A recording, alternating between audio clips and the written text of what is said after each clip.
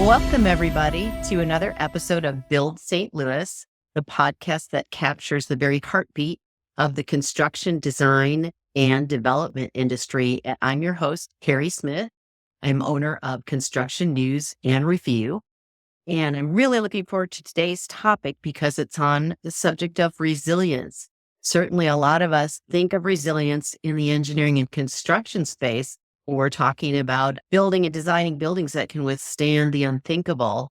And today's a little bit of a pivot from that. We're going to be talking to a construction industry professional named PJ, who is going to tell us about the resilience that comes from being an entrepreneur and working on your own and just pushing past what people may say is the impossible. And PJ Jenkins, we're just elated to have you here today, and looking forward to talking through the subject of resilience within the construction industry, but a little bit on an individual scale. Welcome. Thank you. Thank you so much. And pleasure to be here. I'm super honored and grateful that you chose me to be here today. So absolutely open and honest, and anything you need from me from a resilience point of view. I think I might be the poster child for resilience, but I think I've been through it all. Happy to share any and all of the experience with you. Thanks, PJ. It sounds like you are a red part of your bio, and I know that you are. Tell us a little bit about, I know you're head of a fourth generation construction firm based in Detroit called MIG Construction. Maybe tell us a little bit about that and what you all do. Sure. So we have 4 generations. I always tell people, I think I was born into a set of blueprints. I think blueprints were like my diapers when I was a kid. So I've always seen blueprints and hard hats in my home for my entire life. My great-grandfather was a residential contractor. My grandfather was a civil engineer and also a developer and contractor. My father, a general contractor, and now me being a general contractor, entrepreneur, real estate investor, developer. So we've had this real estate construction in our bones for over 100 plus years. So this company, as it stands, MIG Construction, it is the product of 2 generations. My father started MIG East, in which last year my father retired. And if I'm honest, we just didn't really have a great succession plan in place. We spent the last couple of 2-3 decades working in the business, and we really didn't take the real isolated time to prepare a really good exit strategy for my dad and an entrance strategy for me to take over leadership. So when my father decided to retire last year, we thought it was best to start a new entity with a fresh start, but still the same commitment, same integrity, just new vision going forward. So MIG Construction Company, I'm the CEO and president of, and we haven't looked back. My father doesn't even call to check on the business anymore. He is enjoying retirement. Oh, isn't that great? I'm sure that's well-deserved. It's a proud moment. My father's father passed when he was 12 years old, so he didn't really get a chance to see the success that my dad brought to our great city of Detroit and beyond. And so I'm just grateful that my dad got a chance to retire and sit back and enjoy watching his son take over. So it's been great. That's awesome. What space are you in terms of construction? What type of stuff are you guys building in and around Detroit, perhaps beyond? So the majority of our work now is in the southeastern region of Detroit, downtown Detroit. This whole revitalization of Detroit, we've had the pleasure of playing a major role in it amongst a few other friends and colleagues in the industry. But historically, we've been in, I like to say, now that I've taken over leadership, I think we were in too many sectors. Years ago, we did a lot of everything, whether it was retail and TI and office and construction, gaming and hospitality. We did a lot, and we did a lot very good. But as I took over the throne, I thought it was important to really zoom in to say, what did we do great? And those are the sectors that we concentrate on today. That healthcare, we did great. So we specialize in healthcare. Gaming construction, we built Motor City Casino. We've done quite a bit of work in Las Vegas and with MGM.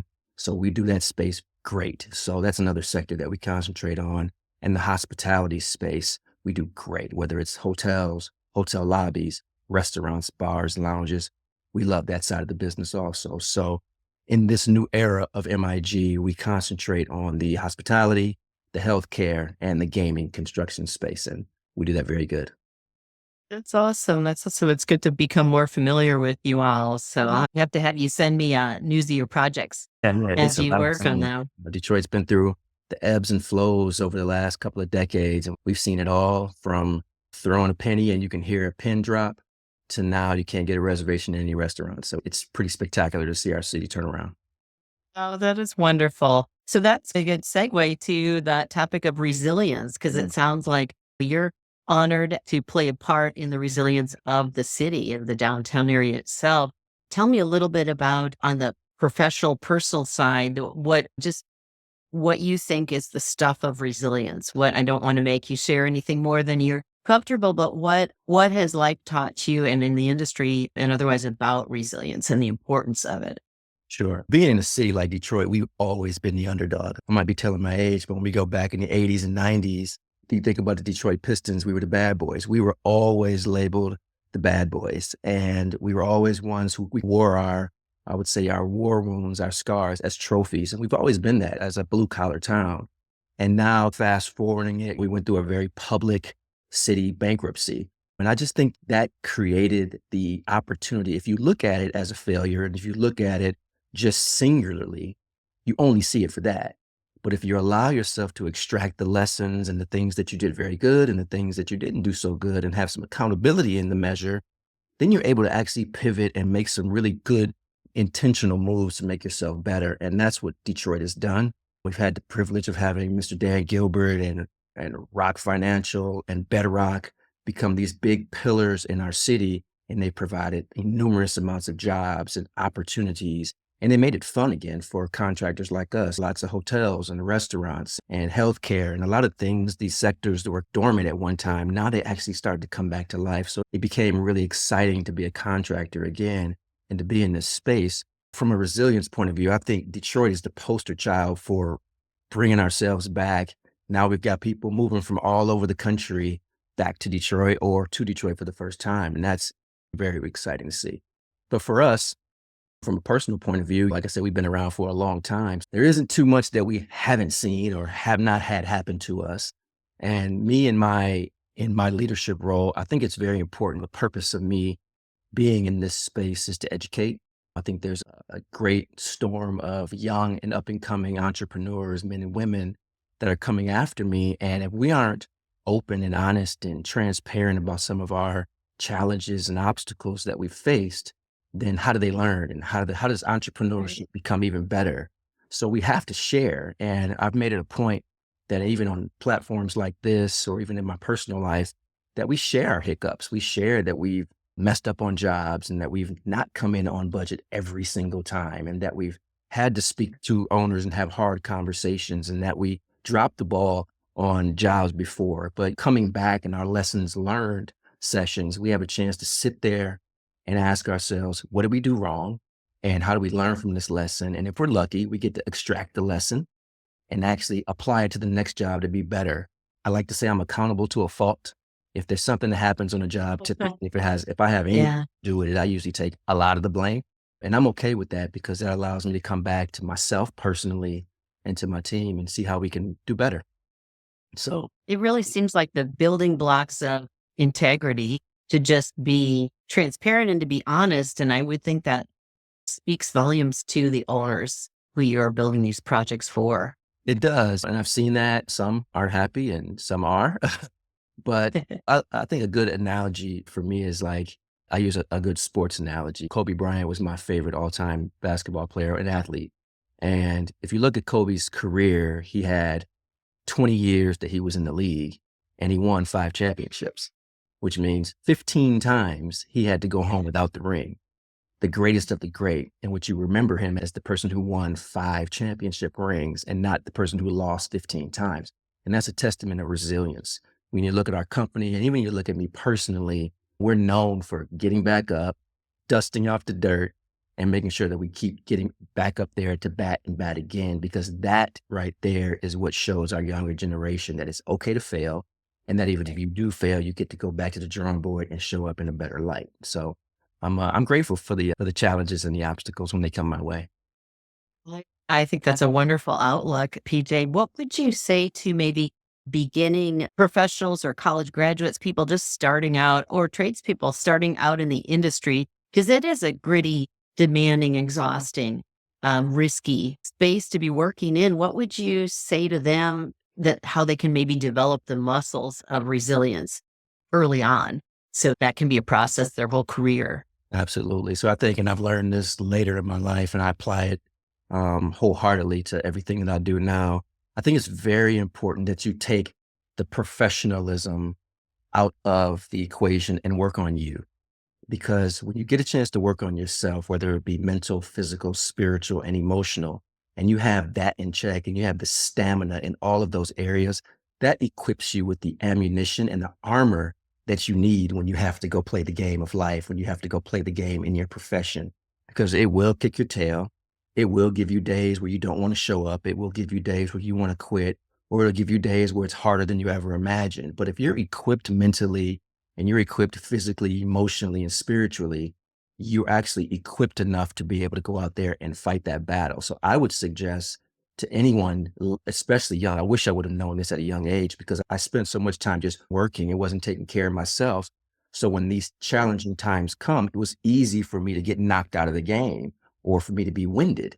So if you don't want to be winded and you want to be able to stay in the game, even when it's hard, you got to do the layups. You got to put in the work and practice. You have to practice on yourself, the things that people don't want to do when they're home alone. So spend time working on you, spend time with your meditation, spend time making sure you're physically fit, spend time making sure that you eat and drink the right things and don't engage in overabundance of things that are toxic in your body, because you're going to need that stamina being in this entrepreneurial game. And if you don't show up in your best self, you're not going to last long in this game. Excellent advice. Excellent advice. What would you say in talking about some of the challenges that MIG Construction has gone through? Were they reflective of, just like you had eloquently said, the state of Detroit, the situation of Detroit? Were there challenges connected with projects that you worked on? What kind of pushed you as far as MIG and your company in terms of work-related challenges? Yeah, I could say, and this is another lesson I'd love for the people who are watching this to really pay attention to, is when you have, for one, have a strong and a strict go, no-go process. Know the type of client that you want to work with and know the type of projects that you want to work with. And do your homework to make sure those things pencil for you and that it's advantageous for your business to excel financially. But making sure that you stay in that lane, because it's so easy when some projects get thrown your way that you can be like, you know what, it's not really in my wheelhouse, but I'm going to take it because I need the cash flow, or I'm going to take it because I got to keep my guys working. And I've always said that the same amount of effort that you take to get a bad job, you could take that same effort and go get a good job. And we've done that. We had to file bankruptcy almost 2 years ago because we did just that. We took a job that we should not have taken. It was not in our wheelhouse. And we looked at it from an angle that was outside of our go, no go process. And we took it, and the worst case scenario happened. And talk about resilience. Then we had to come back from that and dig ourselves out of a situation to get back on our feet again. And if you really look at it as we stepped out, and I do think it was the best thing that could have ever happened to us, because much like what happened to Detroit happened to us, you're able to step out and you're able to go up into the press box and say, let me look at the whole field and see what went wrong. And when you're up that high looking, you get a chance to make some changes. So we made some changes to some of the things that weren't working, and we kept some of the things that weren't working. But I truly think that as hard as it was for us to go through that, it was the best thing that probably could have happened to us. Oh, and how great that you not only had the transparency, but the courage or the stuff it takes to step back and to not just be in panic mode and taking more jobs that weren't in your wheelhouse to dig out of it. You step back and develop that perspective. And I've got to think that there are construction companies listening that are maybe unfortunately in a similar scenario, that are wondering, how do you dig out of that in an industry where everything's expedited and supply chain is worky and all these other things? It seems like construction's hard enough anyway, but since 2020, it's been a really unpredictable scenario. So how wonderful to you that you guys just took a moment and took the time to back up and learn from it. Yeah, we had to. I think it was very necessary. Again, it was hard. There were some very hard conversations that we had to have. But I encourage people because when you go through a challenge like that in our business, that's probably one of the worst challenges you want to go through. You have to sometimes look back too, because in our life, in our profession, we all gone through some things. And sometimes you have to, I call it my receipt book. Sometimes you have to go back and look at the receipts and say, you know what? I made it through that. And I'm resilient enough to be able to have the tools that I need to go and tackle this head on. And that was the mindset that I was in when this happened to us. I said, you know what? It's not the first time I've been on the ropes. It's not the hardest thing in the world. The systems are designed for you to be able to come out of this successfully if you just do the work. And we just applied those principles moving forward, and we were able to come out much stronger with much stronger relationships and partnerships and even better clients that we picked up because they actually saw the resilience that we had to come out of this. So it was a roller coaster going through it. Don't get me wrong, but it was definitely much I'm needed. sure. So what do you, when you're onboarding people, or interviewing people, potential recruiting workers, how does this sort of important vein of resilience bleed into those conversations or help you? Because I would imagine that makes for a little bit of a unique company culture. So how do you pick people that are going to fit into that? We've coined this word, the industrial athlete, because now when I talk about this mental and spiritual and emotional stamina, I look for that in some of the key hires that we bring on board. What are some of the things that you do outside of work? And those kind of give me an idea of the type of character that you're going to be bringing to our company. But a lot of times I don't look for specific construction skill sets because those are things that can be taught. I look for the things and the characteristics in the person that can't be taught. Are they a team player? Are they someone who wants to learn? Are they coachable? Are they somebody who wants to actually show up and be a part of something bigger? Do they have a community impact, a vision or a mantra? Their family lifestyles, or so what are some of the things that drive them? What are some of their philanthropic goals? So when I talk about those things, I have this one thing, and it's funny, I call it the mustard. What kind of mustard do you use? Sometimes I love the ones that say I make my own mustard, or I love the ones that I go to my garden and I pick the ingredients to create something for myself. Those are the ones I really chime into. Like that, if they're staring at you days like I'm a ketchup person, either that was the wrong answer to the right question. How interesting. Yeah. And you're so right. It's the skills that you can't teach are probably the most valuable Oh for man, bringing folks. those are What's the the ones. biggest challenge that MIG Construction, just in the industry, has maybe faced? I'm thinking of things like scarce workforce, unpredictable supply chain with materials, other situations like that. What seems to be the top or the top two that are really, I'm sure people will be nodding their heads when you answer this, Yeah. but what It's do you all of that. think? Yeah, it's all of that. Okay.